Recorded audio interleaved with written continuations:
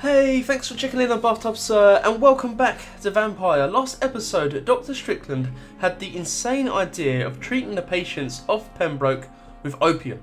Now, I'm not a doctor.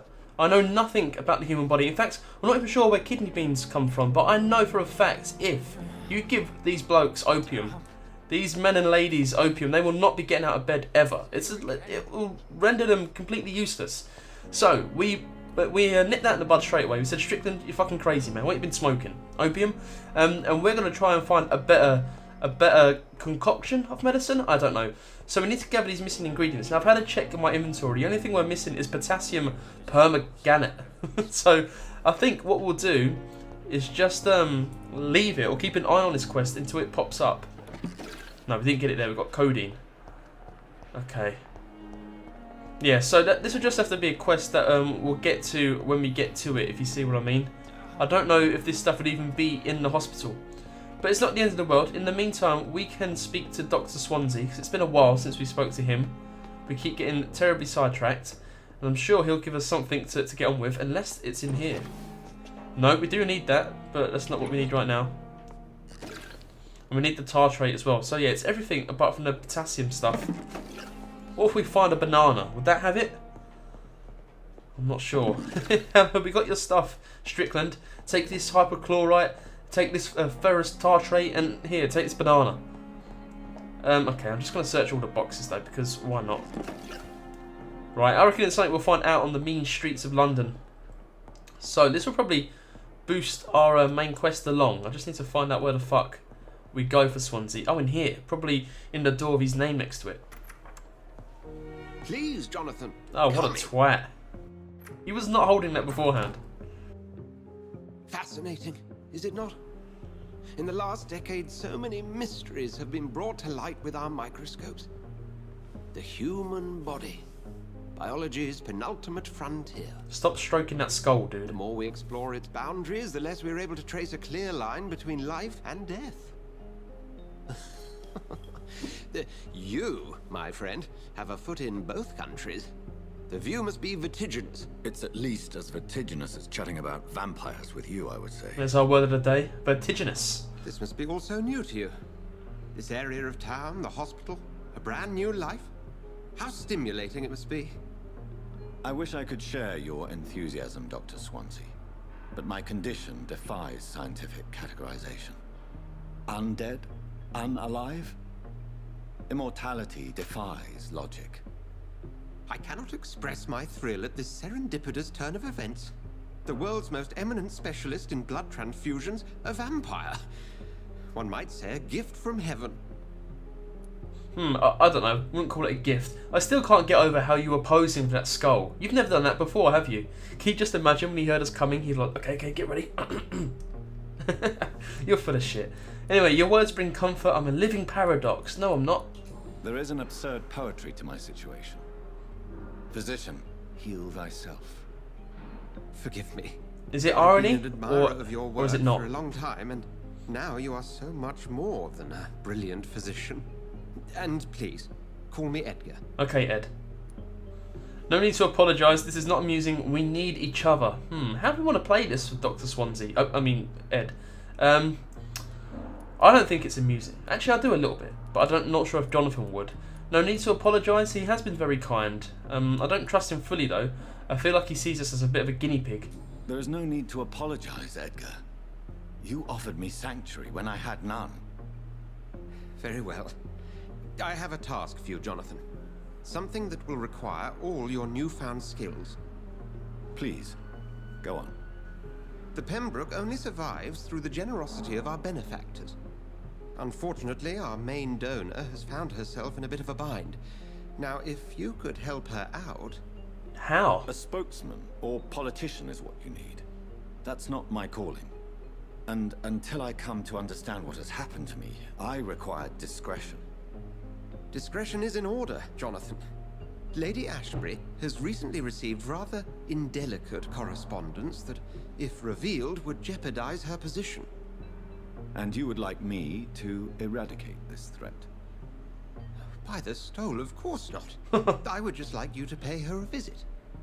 Her ladyship is certainly near the tents outside, tending the sick. You can't miss her. Look for someone impossibly delicate. Accepted. I'll see what kind of trouble Lady Ashbury is in. Okay then. So yeah, we haven't got to like kill anyone because that wouldn't make sense. We're not like a gun for hire or a gangster. We literally are a doctor. We're not sent to kill blackmailers. Can we see it out from there? I don't think so. Oh, okay. So he's got a lot of stuff lying around. Let's pick this up. Letter of Rakesh Chadana. Okay, the 4th of August. Dear Dr Swansea, I'll be glad to manage the temporary morgue as soon as it's opened. Oh, the morgue. We've just been there. It was not in a good state. As I've already told you, I was a doctor during the war, and I'll be glad to serve my country again. I know it is not the same as being a physician for the dead as it is for the living, but I believe it is important to welcome and take good care of our departed too. Rest assured, I will do my best to fully perform this new duty to the best of my ability. Concerning the question of my qualifications, I'm sorry I can't give you anything more valuable than my parole. I swear to you that my regiment made me a doctor during the war and that I saved many lives.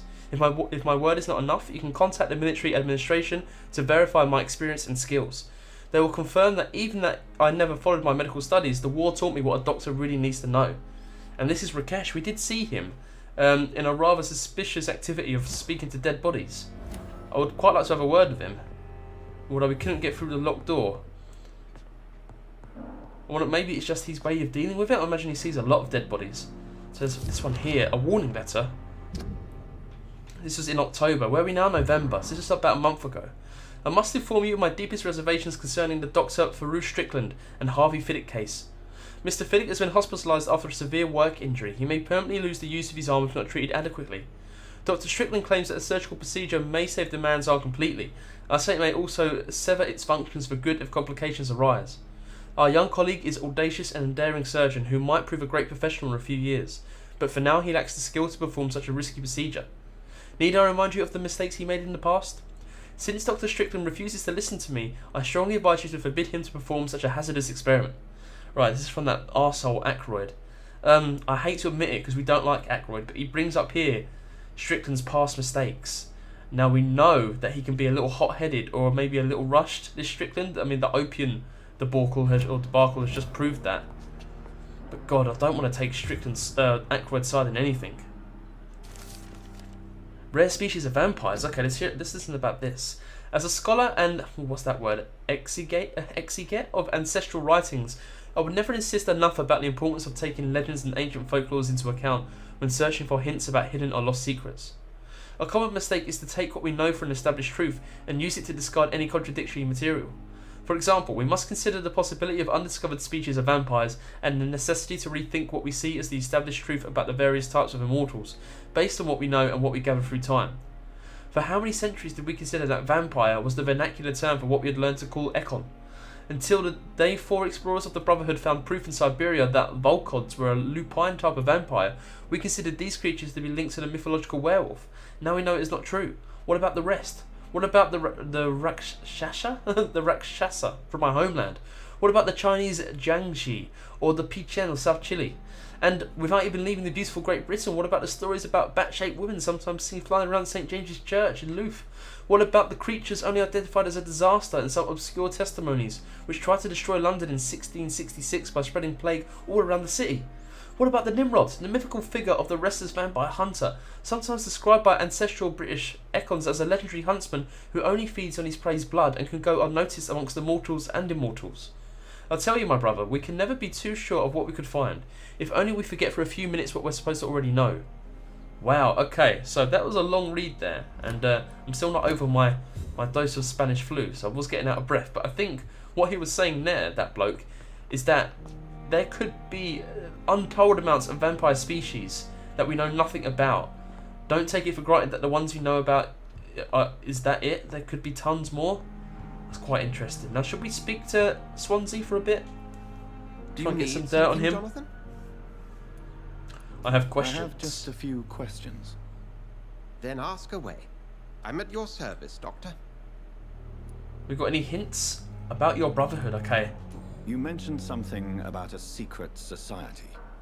A brotherhood, if I recall. Could you elaborate? Certainly.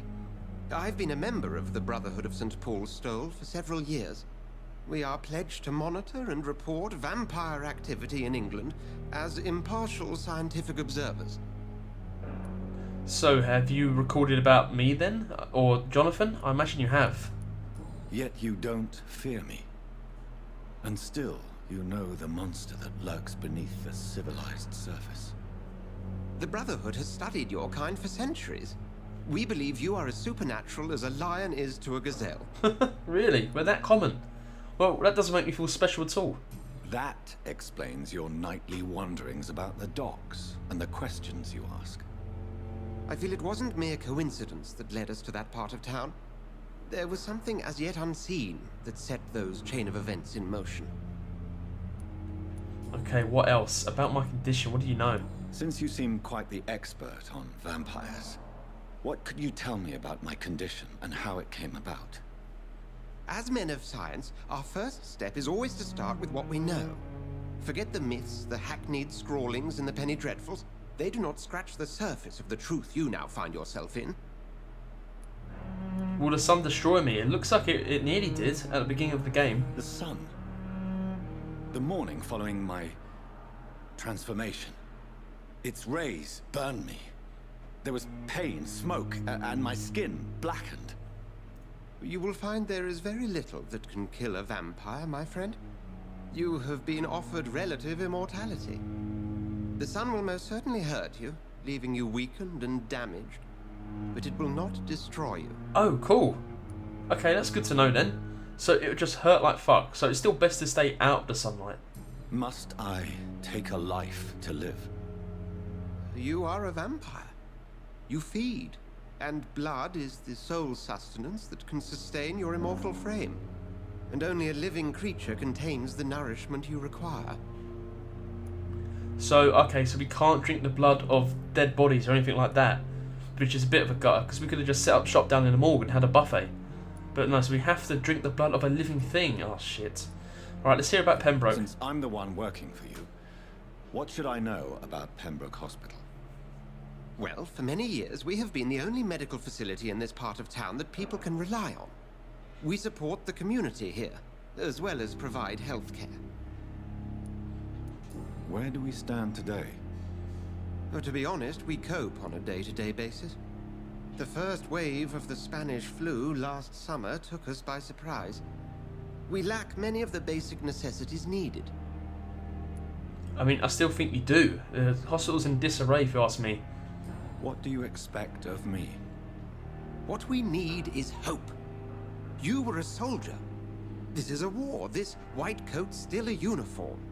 We fight to help the poor, the sick of the East End, the forgotten. Okay, that's brilliant. Would it help us in our current situation? I don't think so. Yeah, about William Bishop, tell me. The man we pursued and slew in the canning factory, William Bishop, I believe. Was he a vampire? He was a Skald, technically speaking. The debate rages as to their classification. Some think them a subspecies of vampire, others something else. He's like a rabid vampire, just absolutely crazy, like animalistic. How do Skalds come into existence? The name means slave. The etymology may indicate that they are a lesser species of vampire. From what I know, vampires tend to despise them. Well, yeah, we definitely hate them. We've killed tons. Just for clarity, what differences are there between myself and a Skald? A Skald is easier to eliminate, Jonathan, even if they remain formidable foes for the unprepared. Vampires exist beyond the mortal realm. Okay, well that didn't clear up much for me.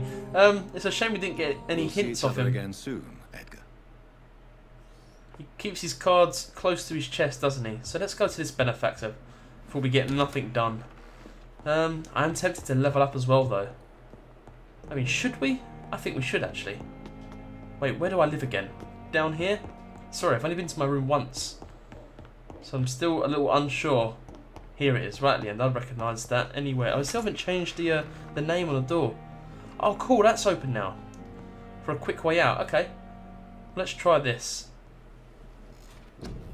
Now, what do we want to do? Do we want to go all defensive? You will block your target's blood in their veins, making them defenseless. Oh yeah, we have gone over this before. Now, I was really into the blood stuff. Increase your blood absorption when using bite in combat. I think we should go for one of them. I think the sort of style I'm going for at the moment is that we need stuff to keep our blood gauge up so we can use our vampire attacks more. But also we need to make sure that our vampire attacks do damage. Now, the leap was a bit sucky, it doesn't do any damage. Form a supernatural move to your target and cause damage upon landing. I mean, do we though? Fuck it, let's go for 2. Apparently it will do 40 damage. I'm not sure about that. Can we upgrade the claw again? We probably could for 1,000, but I don't have... Oh, 2,000 for that, Jesus. Okay, so should we improve our bite? Increase your life regeneration when using bite in combat. I think this could be better for us. Another 300. We're at level 9 now. Now we're talking. So we have 300 left, and I think we could do it in here. Increase your stamina. Yes, I shouldn't forget about that. That's also really important. Alright, well, maybe it wasn't quite as nuanced as I'd like. We spread our points everywhere there, but still, it's all good. No, I always forget this confirm bit. But that's okay. If we have to go out into the streets again, we should be able to fend off people better. Every night, the consequences of your actions may improve or degrade the health status. It can also be degraded due to disease. Okay, the more lives you take, the unhealthier a district becomes. Right, so we shouldn't kill people. But that's good, right? He's just been cured. Nice, because we gave Morty the cure for his fatigue. How do I raise this? A question I'll ask every episode until we find out. But no, I'm happy with how that went. I kind of want to fight someone to see how we do. Oh, Jesus. Are your legs okay, Doctor?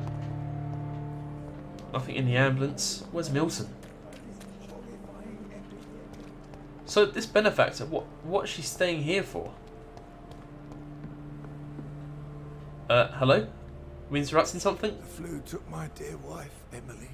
I take comfort knowing we'll soon be together again.